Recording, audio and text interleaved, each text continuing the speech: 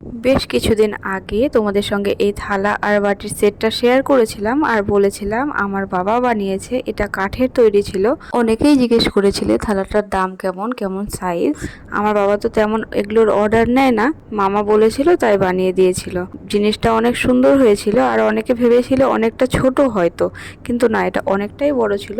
তো দিদা যাচ্ছিল শিলিগুড়িতে, কারণ পূজাটা শিলিগুড়িতেই হবে। দিদা যাচ্ছিল তাই সঙ্গে করে থালাটা দিদাই নিয়ে যাচ্ছিল। আমাদেরও যাওয়ার কথা ছিল কিন্তু আমরা যেতে পারলাম না এবার। গোপু ভাইয়ের হ্যাপি বার্থডে বলে কথা, একটু স্পেশাল গিফট তো দিতেই হবে, তাই জন্য মামার এই বুদ্ধি। প্রত্যেকবার জন্মাষ্টমীতে মামার বাড়িতে এমন সুন্দর করে জন্মাষ্টমী পালন করা হয়, কিন্তু কোনোবারই আর যাওয়া হয় না। চেষ্টা করব পরের বার গিয়ে তোমাদের সঙ্গে পুরো ভিডিওটা শেয়ার করার। এবার এটুকুই দর্শন করো, পরের বার চেষ্টা করব আমি নিজে গিয়ে পুরোটা ভিডিও করার। ভিডিওটা কেমন লাগলো অবশ্যই একবার জানিয়ে দিও তোমরা।